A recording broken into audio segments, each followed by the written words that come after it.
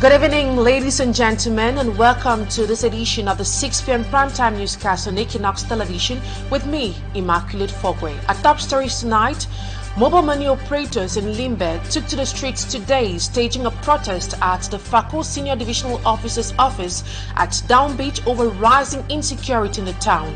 The demonstration comes barely a day after mobile money operator Ara Agbo was shot dead during broad daylight robbery at GRA Junction in Bota. The killing has sent shockwaves across the Limbe community, with traders and residents expressing growing fears over worsening insecurity. And also, we tell you how the body of former Speaker of Cameroon's National Assembly, Cavaye, has been laid to rest yesterday afternoon in his native Mada village in accordance with Muslim traditions. The long-serving Speaker, who passed away earlier this week, was buried in the presence of family members, religious authorities, state officials, and mourners who gathered to pay their final respect to one of Cameroon's most influential political figure. Those are top stories tonight. Once more, good evening, and thank you so much for joining us.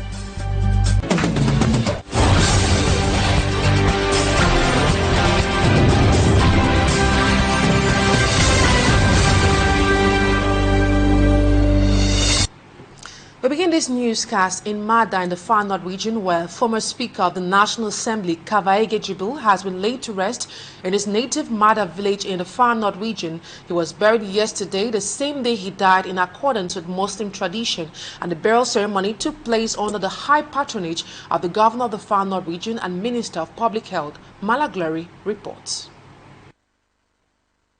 Friends, relatives and both traditional and government authorities converged on the royal palace in Mada to pay their final respect. All in tears, they wailed painfully over the death of an important political figure in Cameroon. This followed the passing away of Cavaye on Wednesday, May 6, 2026 at approximately 1 p.m. The governor of the Far North region, Midiawa Bakari, mourned the death of an important personality. It is difficult to replace somebody like Cavaye, but we hear. The former Speaker of the National Assembly was laid to rest that same day in accordance with Muslim tradition in his native village of Mada, located in Cameroon's Far North region. And right now, he's been put his lasting place, and we continue to pray for his son that will be rest in perfect peace. The Minister of Public Health, Manauda Malashi, who was on a working visit to the Far North region, interrupted his activities to honor the burial of this iconic figure. Tout ce que nous avons à dire, c'était un homme de temps, un homme républicain. He noted that he remembers the late speaker for his unwavering loyalty and dedication. Nous resterons, n'est-ce pas, appliqués ce qu'il nous a appris. After prayers and speeches, Cavaye, the father of at least 38 acknowledged children, was buried in a private family gathering. He leaves behind a historic legacy as the longest-serving speaker in Cameroon's history, having led the House for over 30 years. And the same vein, the late former Speaker of the National Assembly has been hailed by close associates as a patriotic and fatherly figure. In a press release, current Speaker of the National Assembly, Theodore Ndatu, described Cavaye as a great statesman. Smagic and Gabriel gathered reactions from some members of Parliament in his report. The news dropped like a bombshell in the ears of parliamentarians at a time where they were still to come to terms about the passing away of one of theirs, Mbe Esa Mendomo Theodore Alexandre, MP from Jan Lobo, who also died on May 6, 2026. The death of Cavaye Jibril added more pain to the already existing wound. I learnt about his passing away with shock while out of the country. God has decided that way. family. But the last days of Cavaye Jibril, he told me that he was sick, and when he returned after his last checkup, he told me that he was not very fine. I send my condolences to his family, but it's God's will for him to go and rest. For MPs who are still inactive or out of the glass house, they describe the former president of the National Assembly as one who was patriotic during his long stay in the National Assembly. He was a good advisor to us all in difficult and good times. He guided my path at the National Assembly. He will, for me, be a role model in politics who respects his people. The former president of the National Assembly was also described as a good family head who never marginalized, notwithstanding your political background.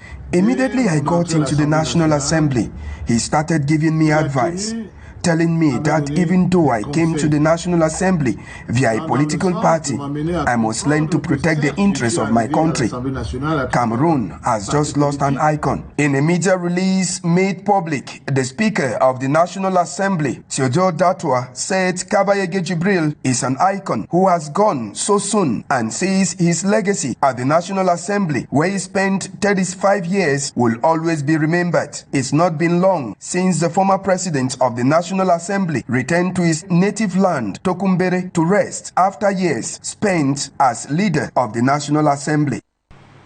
Smajikan Gabriel reporting there. And more than 3 dozen parliamentary seats in Cameroon are currently vacant following the death of lawmakers during their terms in office in the lower and upper houses of parliament. None of those seats have been yet filled, and this has triggered questions as to why the deceased parliamentarians have not been replaced by their alternates. We have answers with Babla Jonathan.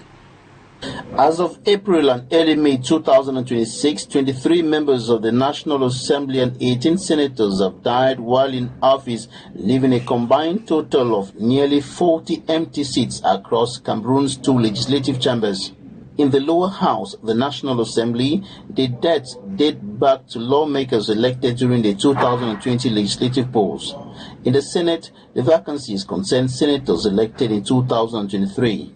Among the most prominent recent deaths are former House Speaker Cavaye Jibril, who died May 6, 2026, and former Senate President Marcelin Njifenji, April 2026.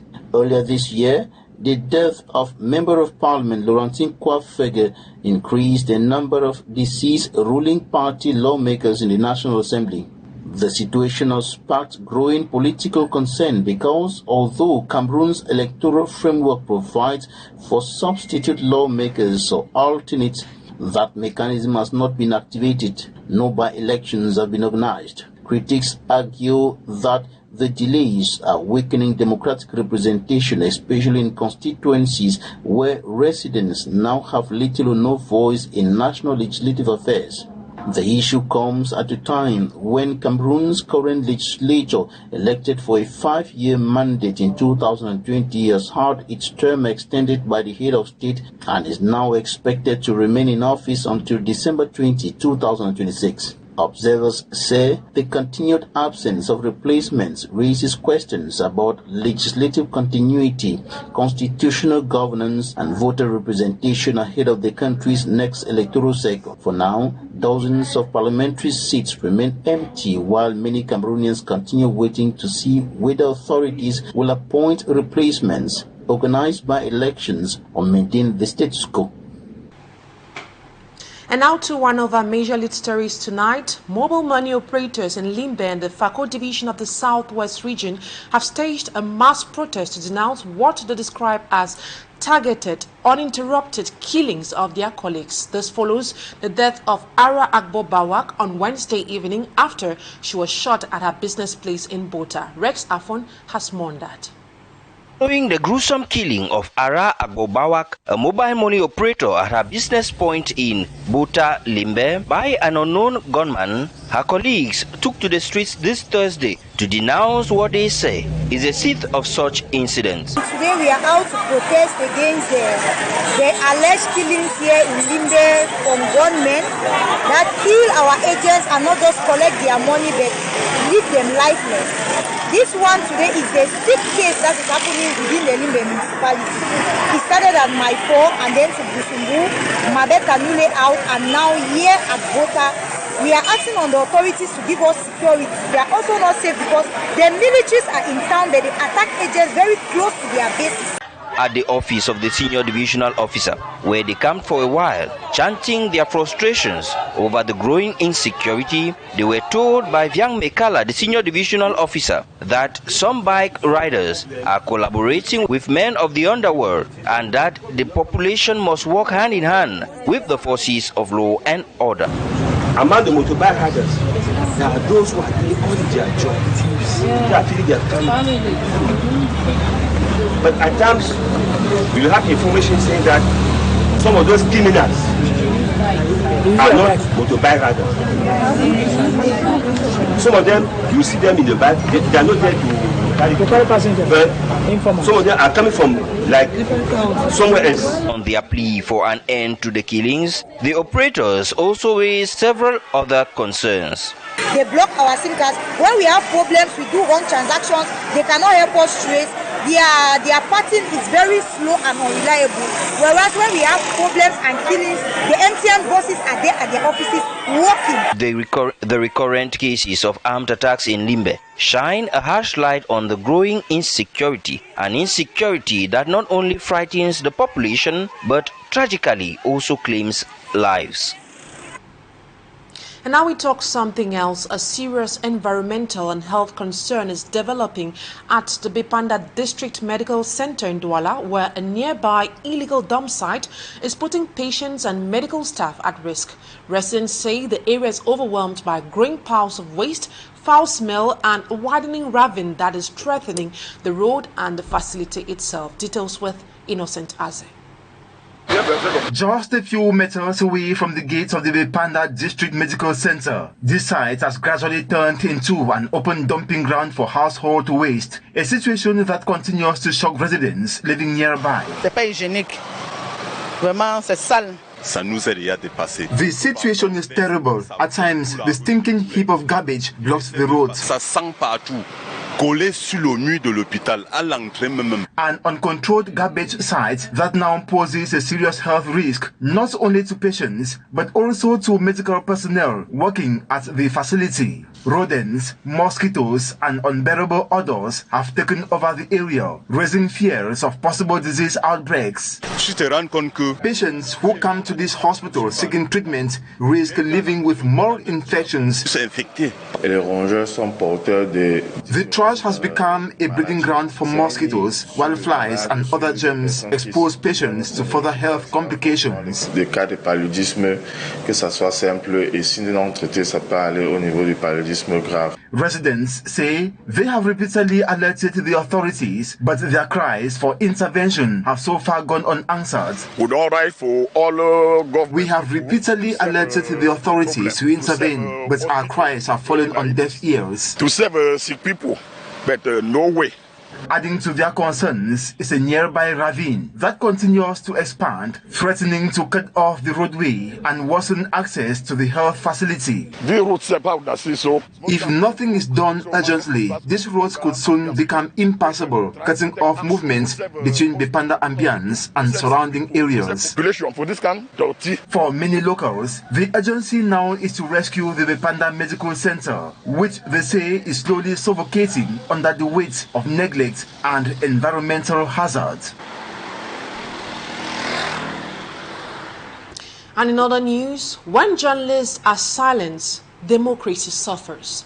In Cameroon, 2025 brought more crackdowns, arrest, and even killing of reporters. Now, a new threat is emerging: artificial intelligence. Tonight, from the National Forum on Press Freedom in Douala, we ask, can truth keep up with the technology? For me, Armstrong Sander attempts an answer to that. Journalism practice in Cameroon is consistently being challenged by multiplying obstacles. 2025 was not different, characterized by crackdowns, torture, intimidations, arrest and killing of some journalists in the country. The peak of this hostility towards the press was in the tensions that followed the October 12, 2025 presidential election in Cameroon. Justice sociale. a clear and disturbing observation made by civil society actors decrying censorship, press sanctions, intimidations, as well as arrests and detentions. While celebrating the 33rd edition of the World Press Freedom Day, new challenges to journalism practice were identified as key determinants in contemporary practice, notably artificial intelligence. To civil society actor Philip Nanga of Engmonde Avenue, AI tools should only be incorporated as complementary tools, not as determiner of what is journalistically true or fake. Qui désormais gouverne notre existence et notre quotidien. Though important and indispensable, contemporary modern professional tools, participants agree, have a higher risk of spreading fake, false, truncated and unprofessional content. Ce qui circule n'est pas forcément ce qui est authentique. Journalist Alexiwe says journalists must be able to counter the flow of fake with facts, lies with truth and wrong with right at the same speed. Pouvoir désormais être capable d'assumer ce que nous avons écrit, dit ou montré. All of these took central stage at the 8th edition of the National Forum on Press Freedom and Access to Information held in Douala. It provided an opportunity for journalists, media practitioners and civil society actors to jointly request a firm engagement from public actors, that which is meant as facilitating an unconditional access to information in order to bar the way for the dissemination of fake. And now we take you out of Cameroon. In South Africa, the government is facing international scrutiny and mounting pressure to address a surge in anti-migrant sentiment, civil unrest. Meanwhile, in the Democratic Republic of Congo, President Félix Tshisekedi has opened a contentious debate regarding constitutional limits and his potential bid for a third term in office. Also, Ivory Coast is entering a period of institutional transition and following the government's decisive move to dissolve its long-standing electoral body amid claims of bias and inefficiency. More with Law Maneru. South African presidential spokesperson Vincent Mangwenya firmly denied the accusation of xenophobia during a press briefing. Although anti-immigration protests, some of which turned violent, has erupted in several major cities, Pretoria insists this movement are being monitored by the police. The government attributed this tension to complex issues surrounding crimes and migration management rather than the systematic hatred of foreigners. The violence, specifically targeting African migrants, has sparkled a wave of international concern. Several nations across the continent, as well as the UN Secretary General Antonio Guterres, has voiced their anxiety regarding the situation. Despite this diplomatic pressure, the presidency maintains that South Africa remains a welcome nation and dismissed the criticism as unfounded.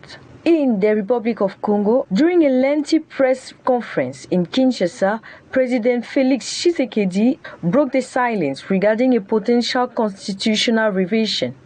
In power since 2019, the head of state declared his readiness to seek a third term if the Congolese people requested it. The statement comes amidst his high political anticipation concerning the country's institutional future. However, Tshisekedi sought to reassure the public by stating that any constitutional change or revision will occur without direct public consultation through a referendum. For him, the question of his candidacy is no longer a taboo subject. Speaking before a room full of journalists and government officials, he signaled his intention to let the citizen have the final word. And that report done by Law Maneru ends this first part of the news. Talking Point comes up next.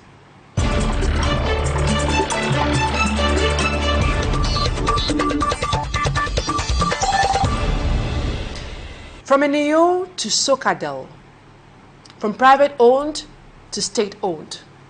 Will this shift finally deliver stable electricity in Cameroon? That's the question we are going to be answering in the course of the program with my guest, who is an electrical engineer. He goes by the name NJEBA WAWA Festus. Good evening. It's a pleasure to have you on Talking Point tonight. Thanks, Equinoxe, for making me part of your program today. I'm glad to be here. NJEBA Festus, what's your overall assessment of government's decision to transform Nous into Socadel, and do you think this change can genuinely improve electricity supply in Cameroon? I think it's a change of name. The system remains in place, the personnel remains. That notwithstanding, every change comes with a new thing. The change of name, we found out has brought in a new team of management, and it's but normal that every new person comes in with a new ideology and a new way of doing things. So it's obvious something new is coming out of the change of name. Cameroon has major hydroelectric dams. We have Songlulu, we have Lompanga, and many others with huge energy potentials. Why do power cuts and unstable electricity supply still persist in this country? Yeah, it's a good question. We noticed that we have a lot of, we've had dams that have been constructed all over. Yet we still suffer from power cuts, we still suffer from energy deficiency. The truth is, these dams have been constructed but have not been put into full use. We have dams without transmission lines. We have dams that are serving just as backups for the existing, which is still not helping us. I would rather have thought different, since we have a lot of potentials, that every region should have a kind of its separate energy source, given the fact that Cameroon is endowed with the lots of these hydro potentials, and we know hydro is much more reliable than any other source of energy. So why could the government could have put in place a system where every region takes care of its energy troubles by putting probably a dam in every region, or where we cannot have waterfalls or dams, you go into turbines for solar or whatever. So it's unfortunate that we have all these dams, yet we don't have reliable energy. I think it's a problem of management, and we pray that the new team coming on will look into that to see that we have reliable energy in the country. Talking about the new team that will be coming in place, beyond the change of name and ownership structure, what concrete reforms are needed for Socadel to succeed where Nous struggled? I think Nous was not a full-time state company. Now it's a state company. Now it's a state-owned something, and it's the responsibility of the state to give its citizens energy. So we want to think that policies will be put in place to make sure that Cameroonians don't suffer any longer. When it's a business, somebody concentrates on making his money. Yeah, but now it's a government thing, so we pray and trust that we have reliable energy in Cameroon. Critics have raised this worry. When the electricity distribution company was under private management, officials often complained that the government owed them billions of francs CFA.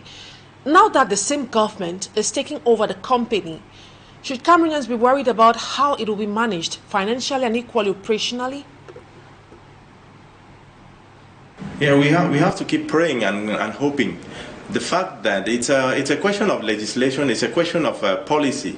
It depends on how the government, we used to hear about those criticisms that the state is owing the company. It depends on how their MOUs were put in place. It depends on how they had fixed their engagements. But we want to trust that we shall not get into these troubles where the state is unable to manage its own company now. So we just trust that since the state has taken the responsibility to own it, the state will take proper care of its installations, take proper care of its management, and all that is required of a company. Many Cameroonians expected the new company to reflect a fresh and inclusive vision. But now, the recent appointments have generated criticism over representation and regional balance. What's your reaction to these concerns? If you must agree with me, you find out that most of these areas where people go out on the streets are in the north and the south, northwest and southwest regions, where some crises have been plaguing for years. We are just rather fortunate that not all the areas have been going on the streets. For example, in Cavaye, they've not had electricity for 9 years. You can imagine that. For whom they've not had electricity for 7 years. The people are quiet. So if they have to go to the road, every area, every little village will go out to the road to protest for not having electricity.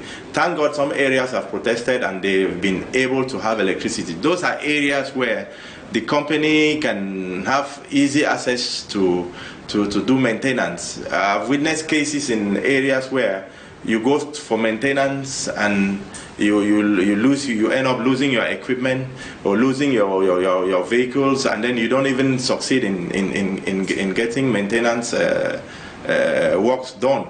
Personally, as an expert in the field, I lost a vehicle some years back when I had to go do repairs in the northwest. So you see, it's a very difficult situation to handle. But we just pray that the crisis itself goes down, and then the new management takes into full account the troubles of Cameroonians as regards energy, and put in place teams and put in place mechanisms that maintenance would be prompt, reactions to cases, to issues of power failures would be prompt. Because the equipments are there, the material for maintenance are always there, but at times we find out that the procedure to get maintenance done is so heavy.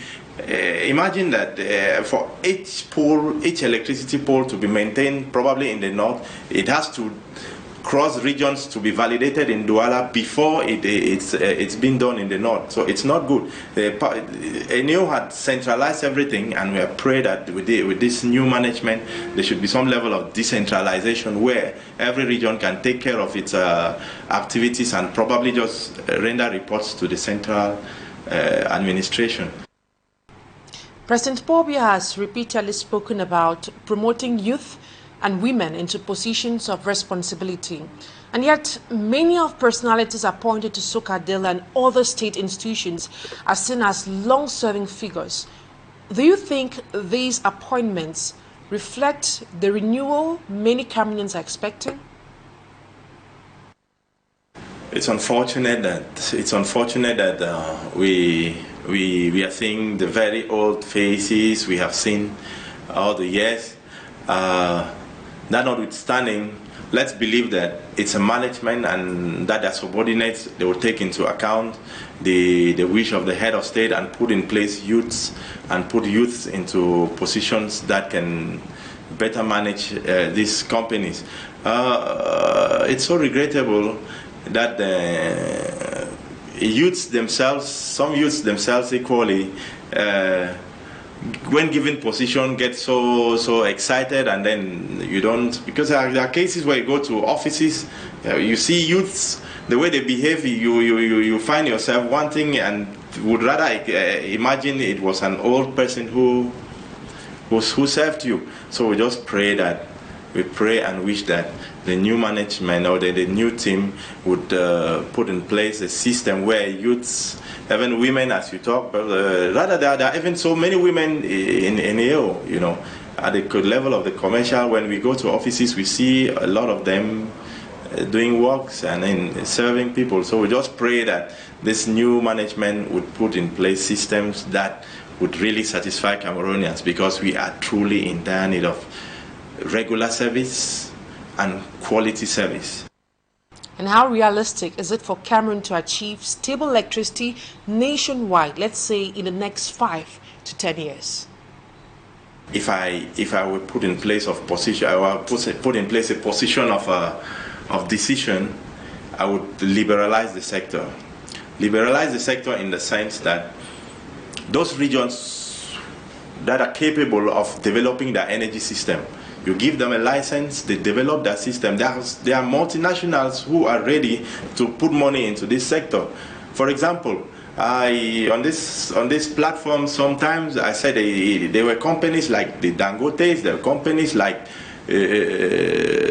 we found CNPS doing some works on their own. There are companies in Cameroon who can take charge in developing electricity, probably in the littoral, and serving the population and make their profit, and then serving the population with quality services. So I just wish, if it were a wish, I would say the government should liberalize the electricity sector. Thank you so much, NJEBA WAWA Festus, for being my guest tonight. It's been a pleasure, and I'm glad to have been invited, and I'll always be ready to share my little view about electricity with you. Thank you so much. And that brings us to the end of tonight's edition of the 6 p.m. primetime newscast on Equinoxe Television. Thank you so much for your keen attention. Have a pleasant evening in the company of interesting programs on Equinoxe Television. Bye-bye for now.